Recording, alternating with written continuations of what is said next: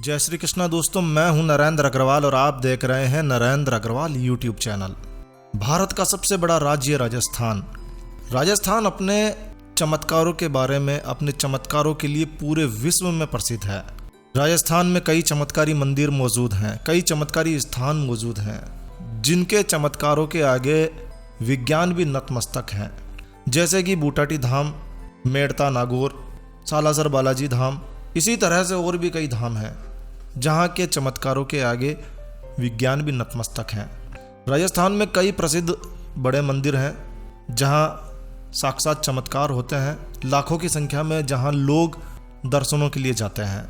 आज इस वीडियो में हम आपको राजस्थान के ऐसे मंदिरों के बारे में जानकारी शेयर करने जा रहे हैं जहाँ की प्रतिमाएं, जहाँ की मूर्तियाँ किसी कारीगर के द्वारा नहीं बनाई गई है, किसी व्यक्ति के द्वारा नहीं तराशी गई है, बल्कि ये मूर्तियाँ स्वयं भू प्रकट हुई है, अपने आप ही प्रकट हुई है। कैसे ये मूर्तियाँ स्थापित हुई है, कैसे ये प्रकट हुई है, इनके पीछे एक कहानी जुड़ी हुई है। तो इस वीडियो को पूरा अंत तक जरूर देखिएगा, क्योंकि इस वीडियो में हम आपको राजस्थान की प्रसिद्ध मंदिरों की ऐसी प्रतिमाएं जो कि स्वयं भू प्रकट हुई है और उनके प्रकट होने के पीछे क्या कहानी है, क्या मान्यताएं हैं, पूरी जानकारी आज इस वीडियो में हम आपको शेयर करने वाले हैं। तो ये वीडियो आपके लिए कहीं ना कहीं बहुत ही उपयोगी वीडियो साबित होगा, तो इस वीडियो को पूरा अंत तक जरूर देखिएगा। यदि आपको यह वीडियो अच्छा लगे, यूज़फुल लगे, तो अपने यार, दोस्त, मित्र, रिश्तेदारों के साथ में इस वीडियो को ज़रूर से शेयर कीजिएगा। और यदि लाइक करें तो आपका और मेरा दोनों का ही जय सिया राम। तो आइए शुरू करते हैं। तो राजस्थान के मंदिरों में जिनमें स्वयं भू मूर्तियाँ प्रकट हुई है, उनमें सबसे पहला नाम आता है सालासर बालाजी धाम का। हनुमान जी के पवित्र धाम सालासर बालाजी धाम राजस्थान के एक छोटे से कस्बे सालासर में स्थित है। ये गांव राजस्थान के चुरू जिले का एक छोटा सा हिस्सा है और जयपुर बीकानेर राजमार्ग पर स्थित है, राष्ट्रीय राजमार्ग पर स्थित है। सालासर बालाजी धाम राजस्थान के जिला सीकर से 57 किलोमीटर की दूरी पर, सुजानगढ़ से 24 किलोमीटर की दूरी पर और लक्ष्मणगढ़ से 30 किलोमीटर की दूरी पर स्थित है। जन मान्यता है कि बालाजी की जो मूर्ति सालासर बालाजी धाम में, सालासर बालाजी मंदिर में स्थापित है, वो स्वयं भू प्रतिमा है और सालासर बालाजी एक चमत्कारी देवता माने जाते हैं। मान्यताओं के अनुसार संवत 1811 में श्रावण शुक्ल पक्ष नवमी के दिन, शनिवार के दिन एक चमत्कार हुआ। आसोटा गांव में एक जाट किसान अपने खेत को जोत रहा था। आसोटा गांव नागौर जिले में स्थित है। तो आसोट गांव के एक जाट किसान ने जब वो अपना खेत जोत रहा था तो अचानक उसका हल किसी चीज से जा टकराया और एक तेज आवाज़ उत्पन्न हुई। किसान ने देखा ये आवाज़ कहाँ से आई।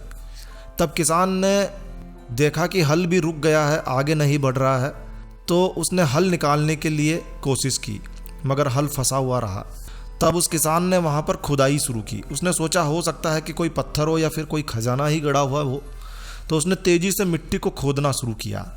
कुछ देर बाद उसने देखा कि वहाँ मिट्टी से सनी हुई, मिट्टी में दबी हुई 2 मूर्तियाँ रखी हुई है। ठीक उसी समय किसान की पत्नी उसके लिए भोजन लेकर वहाँ आई, खेतों में आई। तब किसान ने वो दोनों मूर्तियाँ अपनी पत्नी को दिखाई।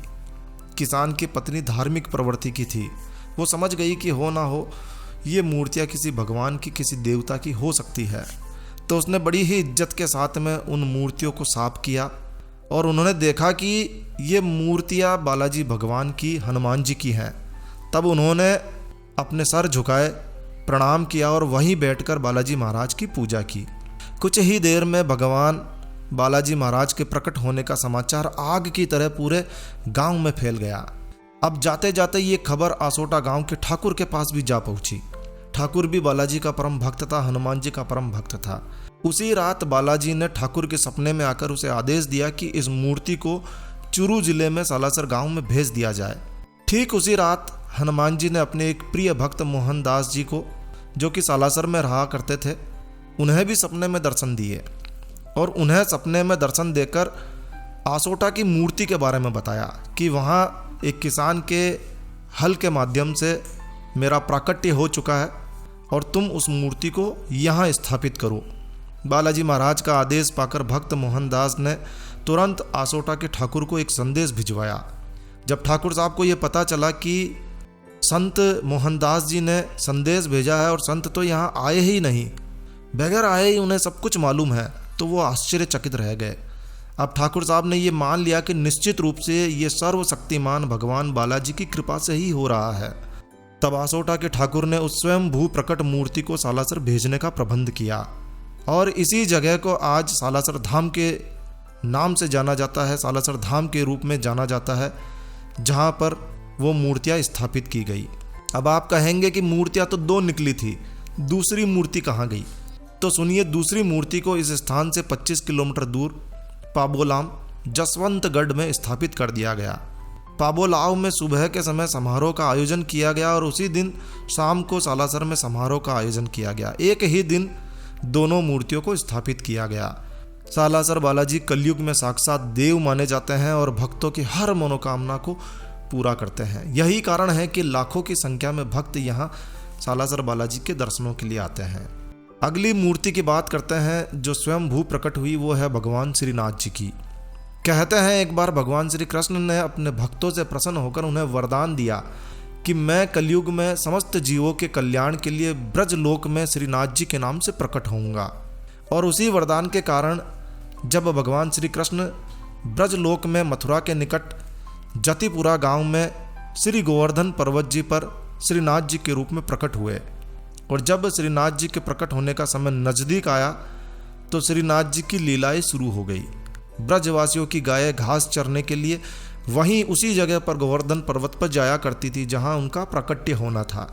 उन्हीं गायों में से एक ग्वाले सद्दू पांडे की घूमर नाम की एक गाय थी जो वहां गोवर्धन पर्वत पर खड़ी हो जाती और कुछ दूध श्रीनाथ जी के लीला स्थल पर अपने आप ही अर्पित करके आती थी। अब रोजाना ही ऐसे होने लगा। जब कई दिनों तक ये सिलसिला चलता रहा तो गांव में कौतूहल सा जाग उठा।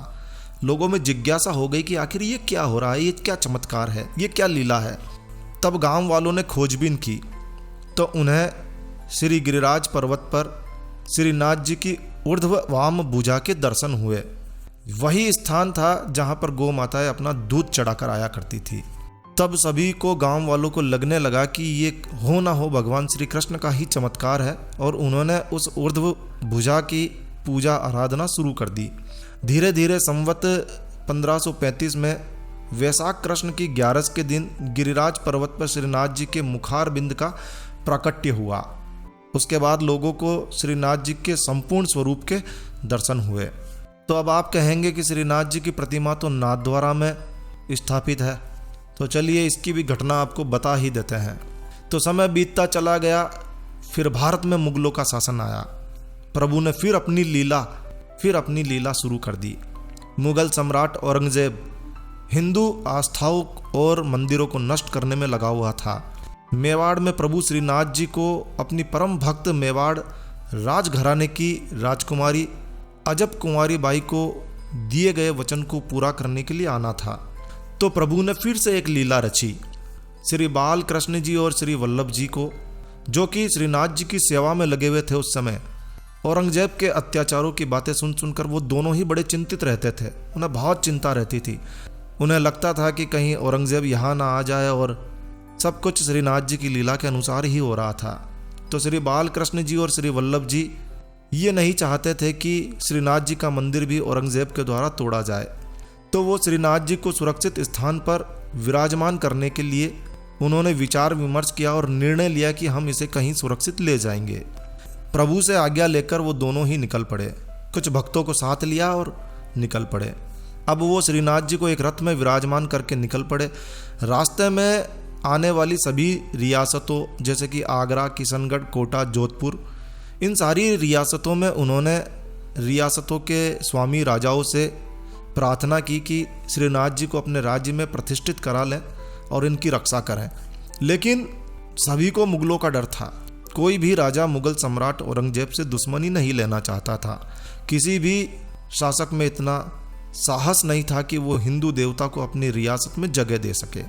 तब सभी भक्त प्रभु श्रीनाथ जी के साथ आगे निकल पड़े। जैसे ही श्रीनाथ जी का रथ मेवाड़ में पहुंचा, रथ का पहिया सिंहाड़ गांव, जिसे आप वर्तमान में श्रीनाथ द्वारा के नाम से जानते हैं, तो रथ का पहिया सिंहाड़ ग्राम में आकर धंस गया। बहुत सारे प्रयत्न किए गए, बहुत सारे प्रयास किए गए कि रथ आगे बढ़ जाए, मगर सब फेल हो गए। रथ का पहिया बाहर निकलने का नाम ही नहीं ले रहा था। तब सब ने सोचा कि जैसा प्रभु की इच्छा, और इसे प्रभु की लीला जानकर सभी ने श्रीनाथ जी के विग्रह को यहीं पर विराजमान करने का निश्चय किया। संवत 1727 फाल्गुन कृष्ण सप्तमी के दिन प्रभु श्रीनाथ जी को यहाँ स्थापित कर दिया गया, जो कि वर्तमान मंदिर है। सिंहाड़ ग्राम प्रभु श्रीनाथ जी के नाम से, श्रीनाथ द्वारा के नाम से प्रसिद्ध हो गया, और तभी से प्रभु श्रीनाथ जी के लाखों करोड़ों भक्त हर वर्ष श्रीनाथ जी के दर्शनों के लिए यहाँ आते हैं। अगला चमत्कारी धाम है जहाँ स्वयं प्रकट हुए हैं, मेहंदीपुर बालाजी धाम। कलयुग में लोग हनुमान जी को बालाजी के नाम से भी पुकारते हैं, पूजते हैं, क्योंकि हनुमान जी का एक नाम बालाजी महाराज भी है। मेहंदीपुर बालाजी, इस मंदिर में हनुमान जी को बालाजी नाम से ही पूजा जाता है। यहाँ बालाजी की एक बहुत ही अद्भुत चमत्कारी स्वयंभू मूर्ति स्थापित है। यहाँ आपको मेहंदीपुर बालाजी के अनेक चमत्कार देखने को मिलते हैं। एक तो यह मूर्ति स्वयं चमत्कारी है, और इस मूर्ति में बाएं ओर एक छोटा सा सुराख है, एक छोटा सा छिद्र है, और इस सुराख में से हमेशा पानी की एक पतली धारा बहती रहती है। ये पानी कहाँ से आता है आज तक इसका पता नहीं चल पाया है। ये अपने आप में किसी चमत्कार से कम नहीं है। मूर्ति से निकलने वाला ये पानी एक पात्र में इकट्ठा किया जाता है, और इस पानी को यहाँ आने वाले भक्तों को प्रसाद के रूप में बांटा जाता है। मेहंदीपुर बालाजी धाम काफ़ी प्राचीन मंदिर है। एक समय था जब यहाँ केवल घनघोर जंगल हुआ करता था। इस क्षेत्र में शेर, चीता वगैरह ऐसे जंगली जानवर घूमा करते थे। तो इस मंदिर का अपना एक इतिहास है, एक कहानी है। इस कहानी के अनुसार कहते हैं कि इस गांव में एक व्यक्ति जो कि वर्तमान महंत जी के पूर्वज हुआ करते थे, लोग उन्हें गोसाई जी के नाम से जानते थे। एक दिन गोसाई जी ने एक बड़ा ही अनोखा, एक बड़ा ही अद्भुत स्वप्न देखा। क्या स्वप्न देखा? सपने में देखते ही देखते वो नींद में उठकर ही चलने लगे, और उन्हें पता ही नहीं चला कि वो किधर जा रहे हैं। सपनों में उन्होंने देखा कि एक बड़ा ही विचित्र स्थान है। एक और हजारों दीपक जलते हुए चले आ रहे हैं, हजारों मसाले लेकर लोग चले आ रहे हैं। चारों ओर हाथी घोड़ों की आवाज़ें आ रही है, बहुत ही तेज रफ्तार से फौजें चली आ रही है। फौजों ने वहाँ आकर बालाजी महाराज को, श्री भैरव बाबा को और प्रेतराज सरकार को प्रणाम किया, और जिस रास्ते से फौजें आई उसी रास्ते से वापस चली गई, और फिर गोसाई जी की नींद टूट गई। तो जब गोसाई जी की नींद टूटी तो उन्होंने खुद को उस स्थान पर पाया, जबकि वो तो सो रहे थे घर पर वो नींद में ही चलते हुए वहाँ आ गए। उस स्थान पर आकर उन्हें कुछ डर सा लगा, लेकिन फिर जैसे तैसे हिम्मत करके वो गाँव की तरफ चल दिए। घर चले गए। घर जाकर फिर से सोने की कोशिश की, लेकिन उन्हें नींद नहीं आई। बार बार वो उसी सपने के बारे में सोचने लगे। जैसे ही वो सोने की कोशिश करते, वो तीनों मूर्तियां उन्हें दिखाई देने लगती, और एक विशाल मंदिर भी उन्हें दिखाई देता। उन्हें लगता कि जैसे कोई उनके कानों में आवाज़ दे रहा है, बेटा उठो, उठो, मेरी सेवा और पूजा का भार ग्रहण करो। मैं अपनी लीलाओं का विस्तार करूँगा और कलयुग में अपनी शक्तियों को दिखाऊंगा। मगर गोसाई जी को कोई दिखाई नहीं दे रहा था। तो गोसाई जी महाराज इस बात पर ध्यान नहीं दे रहे थे, और अंत में बालाजी महाराज ने स्वयं उन्हें स्वप्न में साक्षात दर्शन दिए और कहा कि बेटा मेरी पूजा करो। अगले ही दिन गोसाई जी उस स्थान पर पहुँचे, और वहाँ उन्हें 3 मूर्तियाँ दिखाई दी। और तभी अचानक चारों ओर से घंटा, घड़ियाल और नगाड़ों की आवाज़ें आने लगी, मगर उन्हें कुछ भी दिखाई नहीं दे रहा था। गोसाई जी महाराज नीचे आए, गांव में लोगों को इकट्ठा किया और अपने सपने के बारे में बताया। कुछ लोगों ने उनके सपने पर विश्वास किया और सभी ने मिलकर वहाँ एक छोटी सी तिवारी बना दी। लोगों ने भोग की व्यवस्था कर दी। तब बालाजी महाराज ने उन लोगों को बहुत सारे चमत्कार दिखाए। लेकिन आस्तिक लोगों के साथ साथ हर जगह कुछ लोग नास्तिक भी होते ही हैं। तो वहाँ जो कुछ लोग नास्तिक थे, दुष्ट प्रवृत्ति के थे, उनकी समझ में कुछ नहीं आ रहा था कि ये क्या हो रहा है, क्यों लोग इस पत्थर को पूज रहे हैं। तो बालाजी महाराज की प्रतिमा विग्रह जहाँ से निकली थी, नास्तिक लोगों ने भी वहाँ पर अपना कुछ ऐसा दुष्टता दिखाने की नीयत से वो वहाँ गए। तो उन्होंने देखा कि फिर एक चमत्कार हुआ और दुष्टों के वहाँ जाने पर मूर्ति वहाँ से गायब हो गई। इस चमत्कार को देखकर दुष्ट लोग घबरा गए और उन्होंने बालाजी महाराज से तुरंत क्षमा मांगी। दुष्टों के क्षमा मांगते ही मूर्तियाँ फिर से दिखाई देने लगी। इन मूर्तियों के पास में ही एक कुंड बना हुआ है जिसका जल कभी खत्म नहीं होता है। रहस्य यह है कि बालाजी महाराज के हृदय के पास से छिद्र में से एक बारीक जलधारा लगातार बहती रहती है। उसी जल से भक्तों को छींटे लगाए जाते हैं और इस तरह से स्वयंभू प्रतिमाओं की यहाँ स्थापना हुई। मेहंदीपुर बालाजी का विग्रह बहुत ही चमत्कारी है। यहाँ हर प्रकार के संकटों का, भूत प्रेत का निवारण किया जाता है। अगला चमत्कारी स्थान जहाँ स्वयं प्रकट हुए हैं देवी देवता, वो है त्रिनेत्र गणेश जी रणथंभौर। भारत में 4 स्वयंभू गणेश मंदिर माने जाते हैं, जिनमें रणथंभौर स्थित त्रिनेत्र गणेश जी का मंदिर सबसे पहला और सबसे प्राचीन स्वयंभू गणेश मंदिर माना गया है। कहते हैं कि महाराज विक्रमादित्य, जिन्होंने विक्रम संवत की गणना शुरू की थी, प्रत्येक बुधवार को उज्जैन से चलकर रणथंभौर स्थित त्रिनेत्र गणेश जी के दर्शनों के लिए नियमित रूप से जाते थे।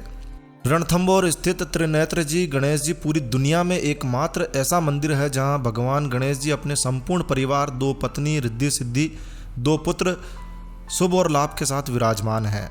ये मंदिर राजस्थान राज्य के सवाई माधोपुर जिले में स्थित है। चमत्कारी गणेश मंदिर विश्व धरोहर में सम्मिलित रणथंभौर दुर्ग की चोटी पर बना हुआ है। अरावली और विंध्याचल पहाड़ियों के बीच स्थित रणथंभौर दुर्ग में विराजे रणथंभौर के लाडले त्रिनेत्र गणेश जी प्रकृति और आस्था का अनूठा संगम है।